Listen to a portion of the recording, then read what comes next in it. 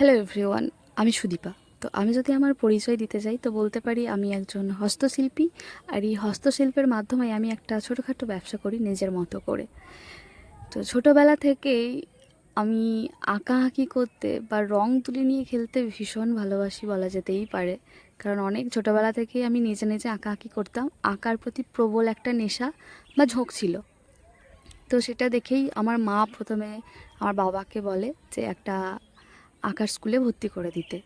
তো সেখান থেকেই আমার যাত্রাপথ শুরু আর কি। যদিও আমি খুব ছোটোবেলা থেকে আঁকা শিখিনি, তবে নিজে নিজেই আঁকাআঁকি করতাম। তারপর অনেক বড় হওয়ার পর ক্লাস 9-এ তখন আমি এই আঁকার ক্লাসে ভর্তি হই। তো আঁকাআঁকি করতে যেহেতু ভালো লাগতো, তো আমিও চেয়েছিলাম যে সেটাকে একটা পূর্ণ মর্যাদায়, মানে সেটার একটা সার্টিফিকেট থাকুক আমার মধ্যে। তো যাই হোক, সেই গল্পই নিয়েই আর কি হাজির, এরকমই কিছু একটা বলা যেতে পারে। তো এই আঁকা আমার নেশা ছিল, সেটা যে কখনো পেশায় গিয়ে দাঁড়াবে বা পেশা হিসাবে ভাববো সেটাও ভাবিনি। এখনও যদিও পুরোপুরি পেশা হিসাবে আমি এটাকে নিতে পারিনি, তবে আঁকাআঁকি করতে করতেই অনেক দিক থেকে অনেক রকম কিছু করার ইচ্ছে জাগে, চেষ্টা জাগে, সম্পূর্ণ নিজের ইচ্ছেতেই, কারোর দেখে বা কারোর উম, ভাবনা চিন্তাই নয়। তো যখন আমি ক্লাস 12-এ তখন থেকেই আমি এই হাতের কাজ বলতে গেলে কুইলিং পেপার দিয়ে জুয়েলারি বানাতাম নানা রকমের। তারপরে হঠাৎ করে তখন মনে হলো যে পাঞ্জাবিতে বা জামা কাপড়ের উপর একটু আঁকাআঁকি করি। তো প্রথম পাঞ্জাবিতে আঁকাআঁকি করব, আর সেটা আমার বাবার হবে না, সেটা কিভাবে হয়?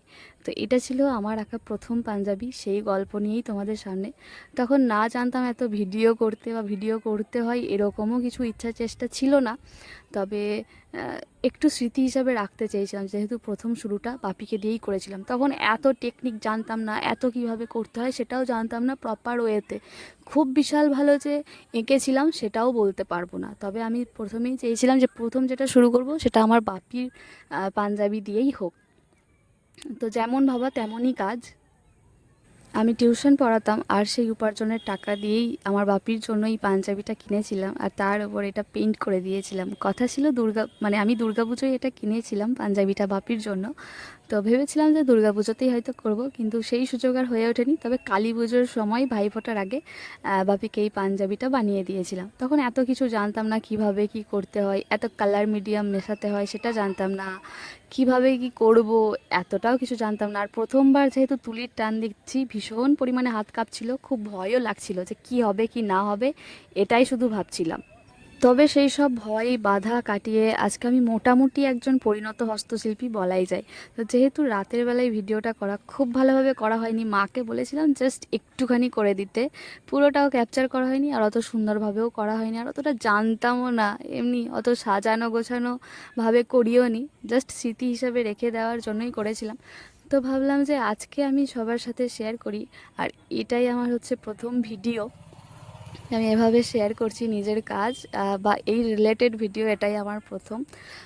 পুরো ভিডিও করতে পারিনি, তাই শেষে আমি তোমাদেরকে ছবি দেখিয়ে দেব যে আমার পুরো কাজটা কীরকম হয়েছে। প্রথম কাজ একটু তো ভুল ভ্রান্তি আছেই, একটু না অনেকটাই হয়তো গড়বড় হয়েছে, কিন্তু করার চেষ্টা করেছি। আর ভবিষ্যতে যে কাজগুলো তোমাদের সঙ্গে আমি আবার শেয়ার করব সেগুলো আরও সুন্দর হবে, দেখে তোমাদের ভালোই লাগবে। তবে এই কাজটা কেমন লেগেছে অবশ্যই জানিও। আজকের মতো টাটা, দেখা হবে আবার নতুন একটা কাজ নিয়ে। ততক্ষণ সবাই সাথে থেকো আর সাপোর্ট করো, আর তোমরা কমেন্টে জানিও যেটা কেমন হয়েছে। দেখা হবে নতুন ভিডিও নিয়ে।